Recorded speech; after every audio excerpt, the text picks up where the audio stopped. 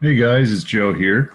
And I hadn't planned on making a video today, or at least didn't have a topic top of mind that I thought warranted attention until I started scrolling through the news headlines and I saw something that stuck out quite glaringly, and I thought I should bring it to everyone's attention.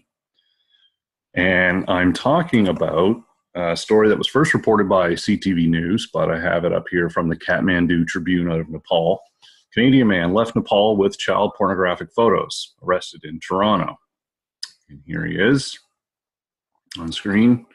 CTV Ottawa has reported that Canadian man Paul McCarthy was arrested at Pearson International Airport in Toronto for possessing child pornographic photos. He was flying to Panama City when the Canadian authorities intervened and arrested him. The 62-year-old was investigated by Ottawa Police Internet Child Exploitation Unit and found images of Nepali boys aged under 16. McCarthy had volunteered at an orphanage in Nepal prior to leaving for Canada.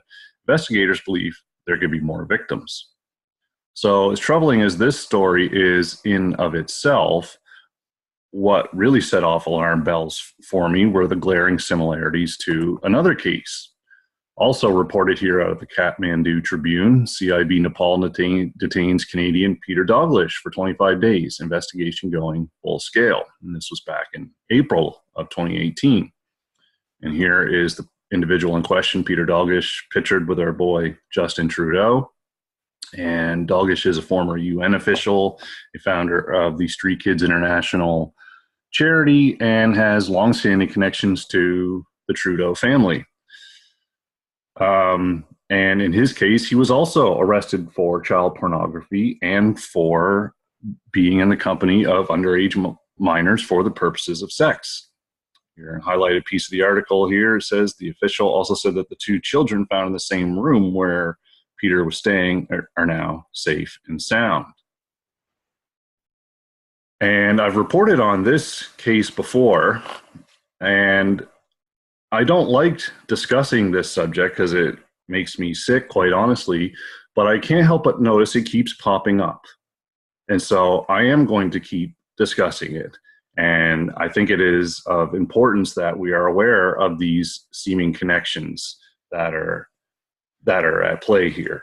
And regarding Peter Douglas, he is an Order of Canada recipient, as reported here in the Globe and Mail. And as I stated, he does have longstanding connections to the Trudeau family, wherein he actually briefly worked in the Prime Minister's office under Pierre Trudeau before taking work as a lawyer.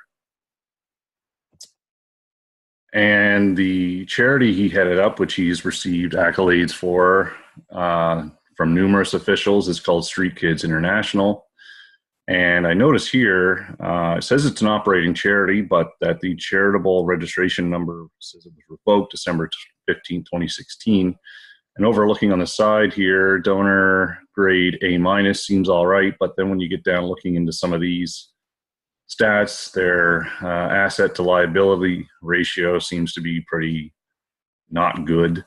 About 60% of their spending goes to programs. The rest goes to admin and fundraising.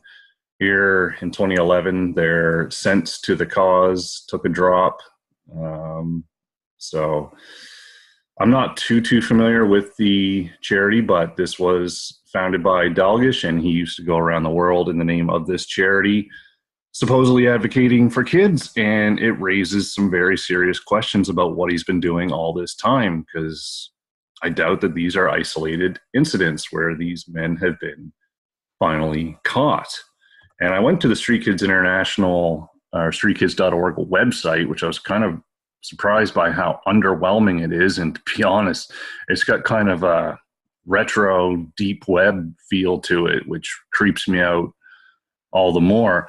And then the first link that I hit on brought me to this error page here. Essentially, basically, they have some issue with their SSL certificate, which I won't get into, but it just raised my sketch alarm, to be quite honest. Now, another point here that I'm seeing where I'm starting to see a pattern emerge, and this is what I really want to drive home here. Back in 2013, as the Harper Conservatives were nearing their end of their reign, they were pushing what some saw as some draconian internet laws. And I, for one, was vocally opposed to what they were pushing. And the conservative response to that was to basically paint anyone who was opposing it as being advocating for child porn, or at least that's how it came across. However, there's a more in-depth explanation about the rhetoric that was led mainly by conservative MP Vic Taves.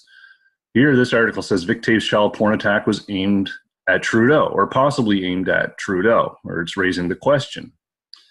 And it talks about, down here, I highlighted in the article, in a new ebook contender, the Justin Trudeau story by HuffPost Canada's Althea Raj, Trudeau's friend and campaign mastermind Gerald Butts suggested that Taves may have had Trudeau's one-time roommate Christopher Ingvaldson, who was charged with accessing and possessing images of child pornography in 2010, in mind when he made the argument.